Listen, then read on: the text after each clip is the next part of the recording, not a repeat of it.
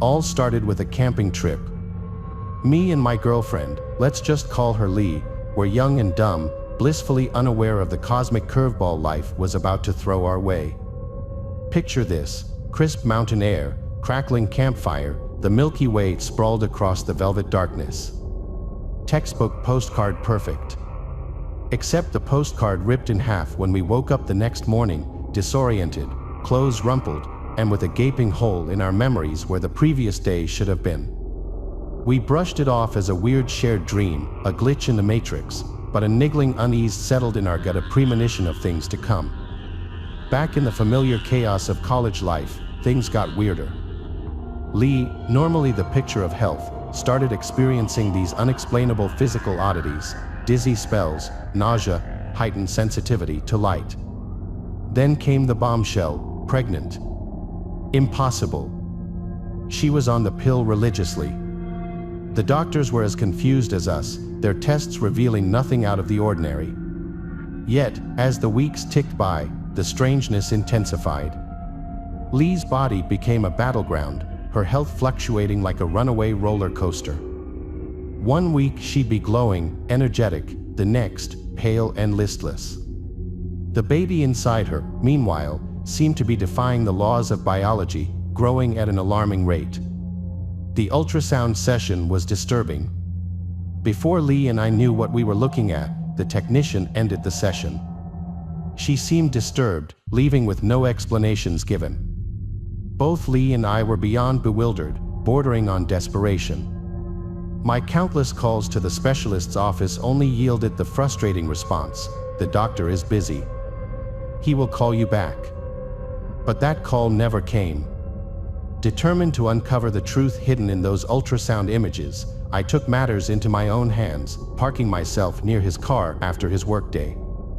The specialist was visibly shocked to find me there. There was no subtlety in my approach. I practically tried to force an answer from him. His bewildered expression shifted as he hesitated before urging, "Tell your wife to get an abortion." That's all I got from him, nothing more. His profound fear caught my attention. I couldn't fathom why he seemed so terrified about our baby's unusual condition. Then, the arrival of a black van nearby intensified his distress. His eyes fixated on it, and the fear seemed to double. As I left, deliberately passing close to the van, the driver's window lowered. Two men in suits and sunglasses shot me an eerie look. As the doctor drove away, the van started up, following him ominously into the unknown. The fear gnawed at me, a constant unwelcome companion. It was this creeping sense of being watched, a feeling like unseen eyes were tracking our every move. Then came that night in the apartment. We woke up, not to the comforting hum of the fridge or the distant sirens of the city, but to a bone-chilling silence, broken only by the frantic thumping of our hearts. In the inky blackness, a presence loomed, unseen but undeniable, radiating an oppressive dread that seeped into our very bones. I am telling you, that night there was more than us in that apartment. Only the Lord knows what that presence was, but it felt otherworldly. We fled that night, seeking refuge in Lee's parents' house, the unease clinging to us like a second skin. That's when I started getting anxiously suspicious about the gap in our memories from the night out camping in the wild. The pieces started falling into place: the strangeness of that event, the unexplainable pregnancy, the constant feeling of being watched. They all pointed towards something not of this world. The doctor's frantic insistence on more tests, his desperate pleas for termination. What further fueled my suspicion was that the doctor always had excuses not to see us or kept the sessions ridiculously short, never giving any clear answers to any of our questions. To myself, I wondered if it was his way to punish me for the time I creeped up to him in the parking lot, or if he was hiding something from us, possibly both.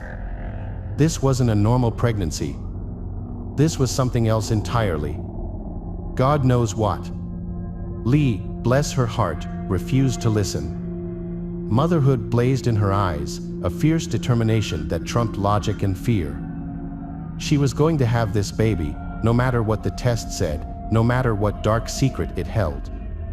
Eventually, I decided it's better to let her live her naive dream. Denial can be bliss. I was hoping that she was right. I was hoping it was merely me being paranoid. If the baby was abnormal, we would have it anyway if that is what she wanted. The climax arrived like a sucker punch. Lee went into early labor, the doctors acting frantic, their faces etched with worry. Then came those two men in suits, their expressions unreadable, barring my entry to the delivery room like guardians of some forbidden secret. It was like they were hiding something terrifying. When they finally let me in, it was over. The baby, they claimed, died during the procedure. We never saw the body. Some fabricated story about a mix-up, an admin error. A wave of relief washed over me, an undeniable sensation despite the crushing grief clawing at my insides, a hollow echoing in my chest. Lee was devastated. It was slow, but time heals all, and she recovered. The years that followed were a haze: marriage, 3 beautiful, normal children, a life built on laughter and love. We tried to build normally and succeeded to a large extent. And that is our story. Yet it does not end there. Sometimes I wish it did. Ignorance would have been a simpler path. Something was off. Both of us shared nightmares, became our unwelcome souvenir. We never spoke of them, but the knowing glances confirmed our mutual torment. Weeks of normalcy could be shattered by a single morning, both of us awakening as if we'd relived that night in the wilderness every time, both of us at the same time. Its synchronized nature was disturbing. These random nightmares could come at any time. It couldn't continue. When our youngest, barely 5, noticed our erratic behavior, his innocent question cut deep: why are mommy and daddy in such a bad mood some mornings? Desperate for answers, we confided in a trusted psychologist.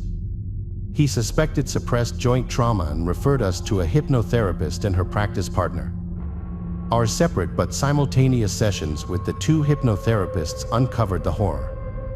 It all came out, or most of it in any case, or so we believe. Gosh, I think we would have preferred the amnesia. The memories were horrific. The oppressive silence of the woods, the sudden blinding light that filled our tent, the feeling of weightlessness as we were lifted skyward, the colossal metallic craft hovering silently above. Then came the figures themselves, tall and slender with elongated limbs and skin that seemed to shimmer in the otherworldly light, their faces shrouded in shadow, radiating an unsettling calm. Their movements devoid of human emotion, their large almond-shaped black eyes, that is one thing that I can't get out of my mind since the regression sessions. And of course, those creepy 6-fingered hands touching everywhere. The details were terrifyingly clear: the sterile examination rooms, the cold metal instruments, the unsettling hums and piercing screams. We were not the only ones. They forced us apart. They controlled our bodies and movement. We were taken to separate rooms where we endured unspeakable experiments.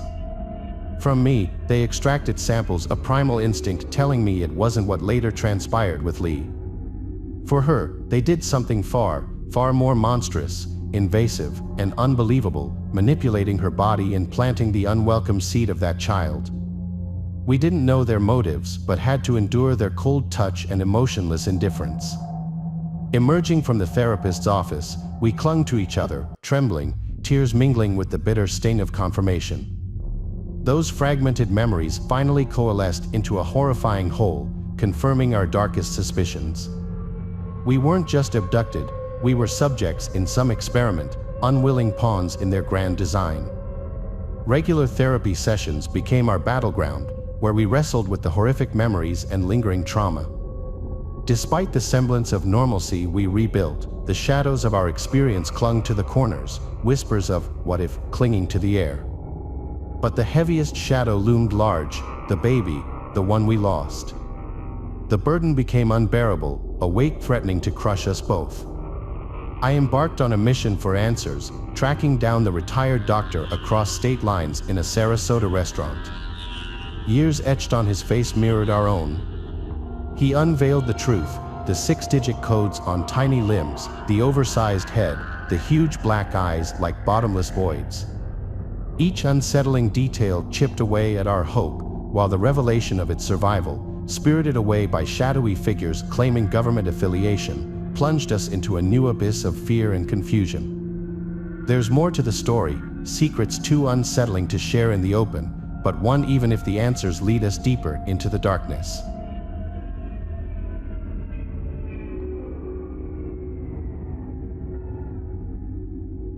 My island on June 28 St. 1947, Captain Tony, who worked as a harbor patrolman officer in Ireland, was on patrol with his 2 rookies, his son, and his dog.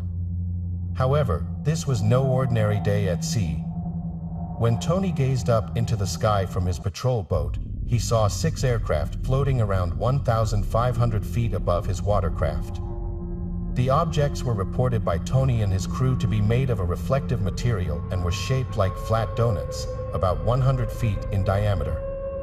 The center holes located on each craft were noted to be about 25 feet in diameter, and more circular objects were located along the sides of the aircraft, which Tony and his crew determined to be observation windows. Soon, Tony and his fellow crewmen noticed that 5 of the UFOs circled over the 6th, and the 6th itself was lowering towards the patrol boat. This caused immense panic among the crew because they all thought that the aircraft was going to collide with their patrol boat. Not wanting to be sent to a watery grave, the crew hightailed it toward the shore. Upon reaching the shore, Tony retrieved his binoculars to spot the bizarre aircraft from the shore. He also grabbed his camera to take photos as evidence of the strange aircraft. While taking the pictures, the lower craft stayed in a still position while the 5 others circled around it for about 5 minutes. Then, the lower aircraft suddenly dropped down but stopped abruptly at about 500 feet above the water. One of the 5 ships circling around the lower ship came down to meet it. The 2 crafts stayed in this position for several minutes until Tony thought he heard a thump. Instantaneously, more thumps followed, and Tony, using his binoculars, saw that the middle aircraft was dropping what Tony suspected to be newspapers from the inside of its center hole as it swiftly approached his watercraft. When the aircraft got close enough, it was discovered that the objects weren't newspapers but instead white, lightweight metals and black, lava-like rocks. Tony even stated that when the lava-like rocks landed in the sea, it caused the water to steam. With these dangerous pieces of debris falling ever closer to their boat, the crew sought cover below deck. However, not before one of the materials struck Tony's dog, killing it in the process, and another one wounded his son in the arm. Tony even tried to radio for assistance, but the transmitter wasn't functioning. Even though his radio was out of action and no help was on the way, most of the debris splashed into the water. Soon after the raining of metals and rocks, the airships rose up high into the sky and zoomed westward together. The crew then exited the lower deck and examined the boat for any damage. Luckily for the crew, the boat was hardly damaged, and they set sail back to their dock, lowering the dog over the side and into the water in the form of a burial at sea. Upon docking, Tony took his son to the hospital so that his wounds could be treated and afterwards explained the incident to his boss, Mark, who didn't believe Tony. When the photos Tony took of his patrol were printed and examined, the strange airships Tony had informed him of and showed him in the now developed photos were compared and believed to be film noise and damage caused by radiation. Not wanting to shy away from proving the incident's authenticity, Tony returned to Ireland to collect rock samples in hopes of finding the ones dropped from the middle aircraft that he had encountered during the incident. Tony reported that while he did this, he spotted one of the aircraft hovering above him as if it were spying on him. He eventually gathered the rocks and was preparing to show them to his boss the next day. But when that day came, he was visited by a small, pale man in a black suit. The man suggested that the pair of them should get breakfast together, to which Tony agreed. So, he followed the stranger to a restaurant. While they ate breakfast together, the strange man asked no questions but instead gave a descriptive account about what Tony had witnessed the previous day and eventually warned Tony that bad things would happen not only to him but to his entire family. Men then acknowledged that Tony had been telling the truth. So, the pair of them sent a package to publisher Ray Palmer in Chicago, who later founded Fate magazine. The contents inside the package were the metal fragments and statements about the strange incidents and findings on the 21st and 22nd of June, a noteworthy incident that we continue to discuss and debate amongst ourselves to this day. Yet not even a month later would another incident occur that is possibly the most well-known and talked about alien encounter in history, Roswell. On July 8, 1947, in the small town of Roswell, New Mexico, there were reports of a flying disc that crashed into the desert not far from the Walker Air Base. This made front headlines around the world. The reports noted that bodies of aliens had been retrieved from the crash site and were hauled to the infamous Area 51 Air Base in the Nevada desert, where autopsies were performed and carried out. Shortly afterwards, a press release by high military authorities stated that rumors of a flying saucer had become something of a reality and that an intelligence officer at the Roswell Army Airfield was fortunate enough to gain and hold possession of one of the saucers. This statement sent newspaper reports of the incident around the world insane, and news headlines of this Roswell flying saucer were everywhere. However, just 24 hours later, that high military authority changed their story, stating that they had made a mistake and that the flying saucer was actually, in fact, a weather balloon. Unbelievably, the public appeared to have accepted this explanation, and very little was said about the Roswell incident for many years afterwards. It wasn't until the late 1970s when some military personnel involved began to speak out about what happened all those years ago, and ufologists, as well as conspiracy theorists, went into overdrive, thus developing the Roswell case into the incident as we know it today. One of the first military personnel to speak out about the Roswell UFO incident was Major Jesse Marcel. He was one of the 2 military personnel sent to investigate the crash site. The other one who was with Major Jesse Marcel was Sheridan Cavett, who had always claimed that he wasn't even there. Major Jesse Marcel described how large amounts of metallic debris were scattered all over the area, so the craft had obviously hit the ground at a high speed. He stated that it was clearly not a weather balloon, aircraft, or missile because he recovered fragments from the crash and described seeing hieroglyphic types of writing painted on it. The metal was also reported by him to be light, thin as paper, but incredibly strong and hard, which was unlike anything he had ever seen in his career and life before. He also helped answer the question as to where the fragments were taken by simply saying not only did they have the one he analyzed but others as well, which are being kept well preserved in a military installation somewhere. Marcel's story doesn't end there, however, because later in life he told his expanding family about his investigation at Roswell. According to his grandson, my grandfather Marcel would privately share details of his experiences with the entire family. And when I was a kid, basically around the dinner table, he told us how he was the head of intelligence and lead investigator of the 509 bombing group. He would talk about it with people, continuously asking a multitude of questions about the Roswell UFO incident. The National Security Agency published a report in 1994, a staggering 47 years after the initial incident, which stated that the alien bodies supposedly recovered from the crash site were, in fact, just life-size test dummies. Many saw this as the government just trying to dig itself out and cover up the situation, which only continued to fuel conspiracy theories. Lots more witnesses came forward and spoke out about the Roswell UFO incident, including a photographer who claims that he was asked if he could photograph the crash site. He explained how he was asked to take photos inside a dark-tinted area, where he observed 4 identical bodies with humongous heads and shadowy skin. After taking the pictures, he was debriefed and ordered to forget everything he noticed at the crash site. But then a witness more credible than everybody else combined spoke out just before he passed away in 2005. His name was Lieutenant Walter Haut, the man who published and released the original weather balloon report back in 1947. Before his passing, he wrote and left a sworn affidavit in which he claimed that the weather balloon story was a cover-up for the UFO that had been successfully recovered from the crash site. He also confirmed that he had seen dead alien bodies in this still widely debated Roswell UFO incident. With these 2 incidents raising so much speculations and questions, one might ask if we will ever know what went on. However, as the years fly by and as the people who were involved or witnessed these incidents pass away, we are really only drifting further away from the inevitable answer. So until the government sheds light on this mystery or the next incident does that for us, we can only continuously marvel at the fact that these two instances combined have been not only the gateway to extraterrestrial debates as we know them today, but also might just be the biggest government cover-ups in history regarding human contact with alien and otherworldly beings.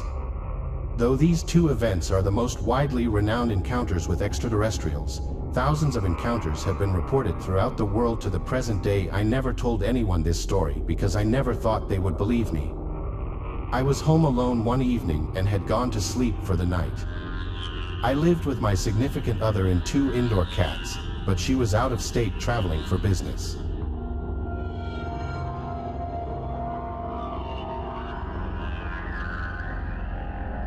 My junior year in college, I had a strange experience. First, a few background details. My dorm room was attached to my roommate's, so I had to go out through hers to get to the bathroom or the hallway. She was a light sleeper, but I wasn't the type to be out late, so it didn't matter. I had 2 normal operations in my life at that time and discovered that while under anesthesia, I would wake up briefly toward the end before I was supposed to. If I got a mosquito bite, I had to deal with it for at least a month. I'm not a fast healer. One night, I had the most vivid dream of my life. I woke up briefly somewhere else and then went right back to sleep. In this dream, I looked left, I looked right, and then I passed back out, just like if I was in surgery. I was on a hospital gurney, slightly inclined, facing the wall. There was ambient noise behind me, and the echo suggested it was a very large room. There was nothing sinister about the noises. On either side of me was a row of empty hospital gurneys. At my feet, just to my right, 2 people were having a conversation sitting on a bench against the wall. One was a person in a dark suit, the other, I don't know what it was. It was small, and I saw its hands, which appeared to have darker, grayish skin. They were speaking together, so animated and excited, like 2 old friends who hadn't seen each other in years, and they didn't notice me wake up. I didn't recognize the dialogue. Though I don't speak German, Mandarin, Russian, etc., I can recognize them when I hear them. This language was wholly unrecognizable, yet the person in the suit was fluent. I went back to sleep. In the morning, I said to myself that that was a messed up dream and went to the shower. As I passed my roommate, who was still in bed, she asked, "Where did you go last night?" I thought that was odd. After my shower, I started to put my makeup on and noticed something on my face. I leaned closer and could not believe what I saw, 2 perfectly parallel lines, impossibly thin and impossibly perfect. There was some clear hard gel on the top, and that's what I felt. There was no blood. My own hair was thicker than the width of the cuts, yet I could see down into my skin a little. This was 1996. I had never seen anything like this. These days, I would say it was a laser cut topped with liquid Band-Aid, but neither of those things seemed prevalent in those days. I said, "Okay, there's an explanation." I slept on a staple or a paper clip. I do homework in my bed all the time. I went and scoured my pillow for anything sharp and found nothing. So, I got my sewing needle, a staple from some homework, and a paper clip. I dunked them in hydrogen peroxide and made cuts on my face similar to what was there. Immediately, blood welled up, and the skin was jagged from all 3 objects, and the width of all cuts was thicker than the laser cuts. I determined that nothing in my room could have made the cuts. I didn't have an X-Acto knife, but I knew the blood would well up the same way if I did. I skipped my first class as I tried to figure out what to do. I kept obsessively feeling my face all day, in awe of the perfection of what was there and how it could have come to be. There were only 2 people on campus rich enough to have a digital camera, which meant I would have to borrow a friend's 35mm because I didn't have my own. That meant I would have to explain myself to my friend and possibly the photo shop when the pictures came back. Who would I even give the photos to? Who would I even contact, and what would I tell them? In those days, if you even said the word alien, you were a pariah. After hours of mental debates sitting on the edge of my bed, I gave up thinking about it and finished my classes for the day. I sat on the edge of my bed into the night, debating, unsure of what to do. In the wee hours of the morning, I woke up. The cuts were gone, completely healed, no trace of even a scar. I was disturbed for a few days, but then I eventually forgot about it. A few years after graduating, I decided I was going to have some dental work done and went to 2 different offices to get quotes. They both took a full facial X-ray. I had long since forgotten my crazy dream and the cuts until I sat down across from the first X-ray technician and pointed to a strange thing showing up above my teeth. I asked if I was looking at a mirror image because it was on the same side as my cuts had been rather than the opposite side. No, I was told, the X-ray was actual, not a mirror image, so the right side of the image corresponded with the right side of my face. I pointed to the almost square image above my teeth and asked what that was. "It's just an X-ray anomaly," he said. He didn't seem bothered by it. I figured that meant there was some damage or irregularity with the X-ray plates and let it go. Then I went to the second dentist, an orthodontist, and had another X-ray done. You guessed it, the square was there in the exact same place. This time, I didn't even try to make polite small talk or beat around the bush. I pointed to the square and said, "What is that?" This time, the tech looked at me funny and said, "It's an X-ray anomaly," and she leaned closer and whispered, "We see them all the time," in a way that gave me goosebumps. This was in Spokane, Washington. I didn't know what else to say, so I said nothing.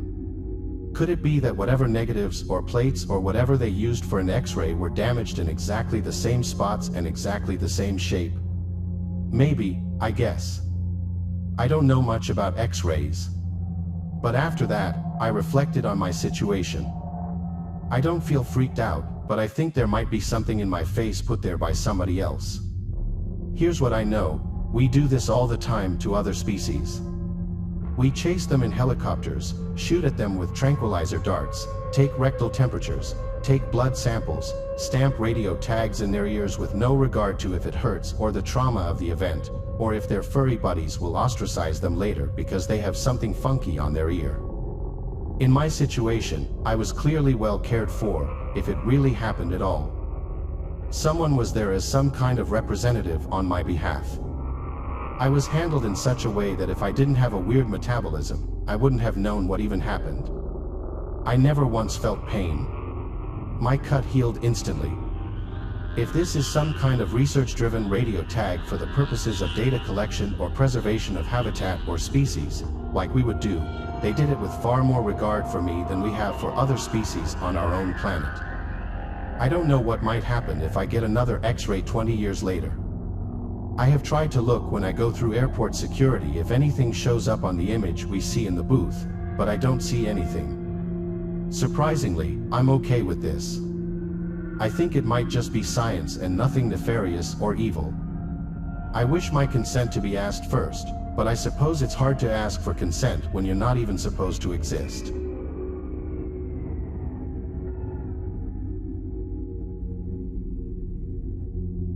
I worked from 9 to 5, then came home, ate, and then worked on the old house to get it ready to sell.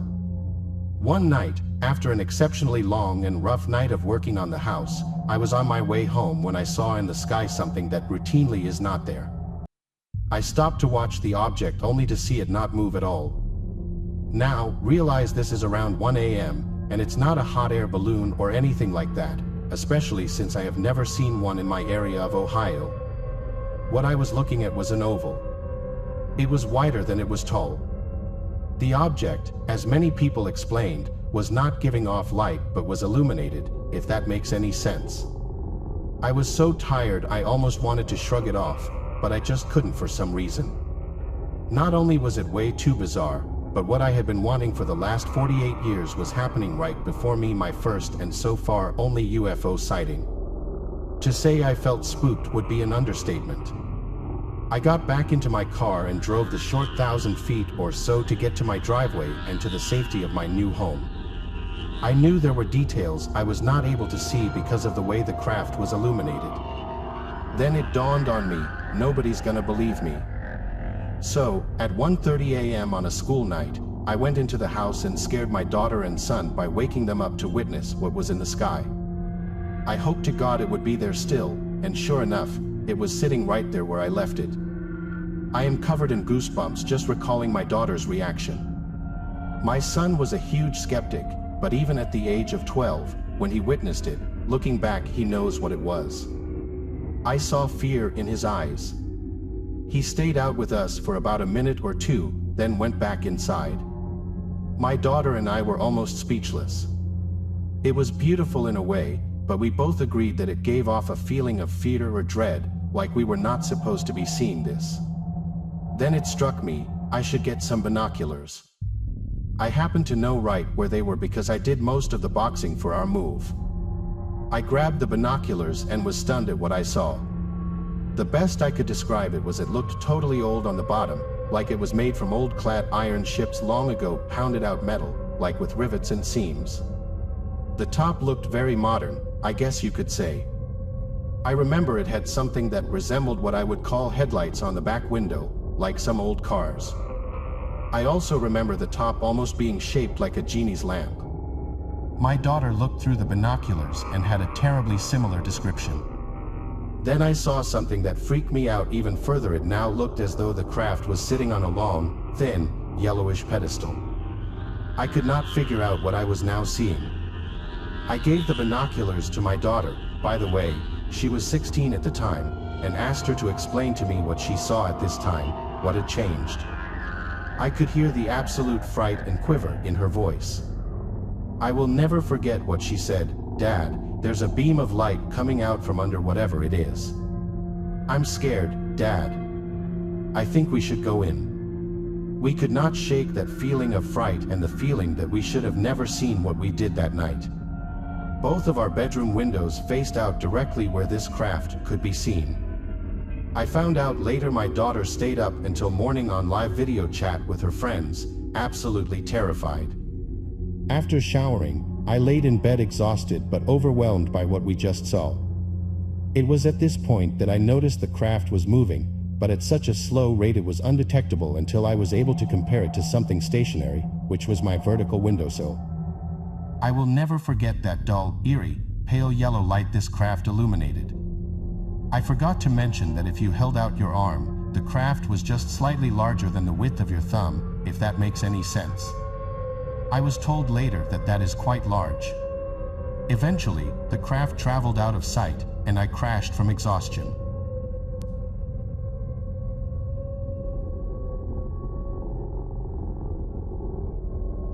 It was late afternoon, and I was probably around 10 years of age at the time. I was on my way home from my school football when I realized an odd man was walking along my street.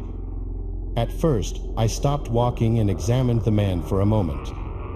There was something about him that just did not sit right with me, the way he moved, the way he looked, the way he was looking at things in such definitive detail.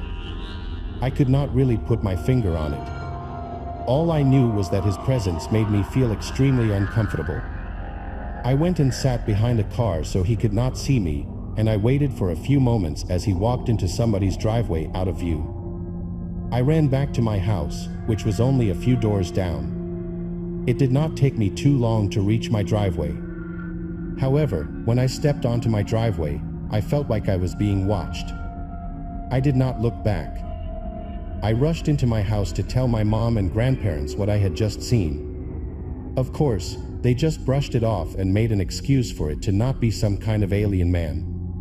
I could not be bothered to stand around and try to convince them, so I went up to my room and stared. I stared out the window for a while, and then there they were.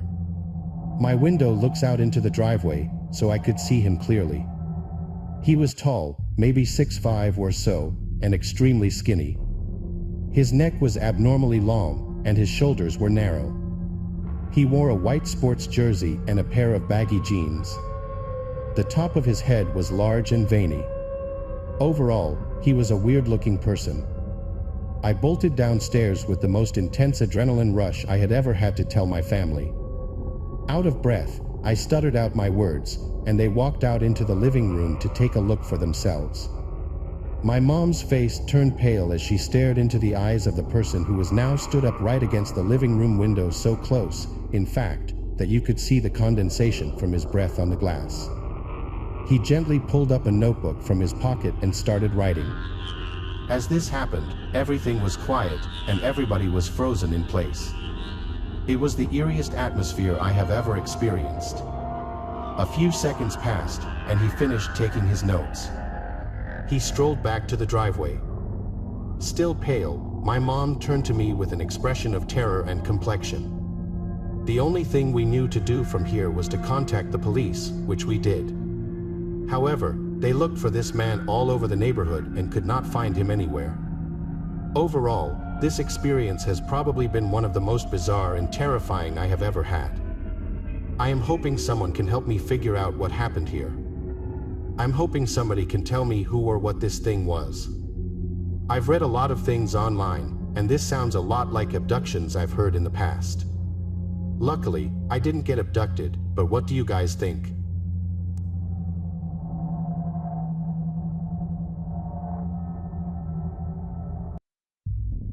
Thanks for watching the video.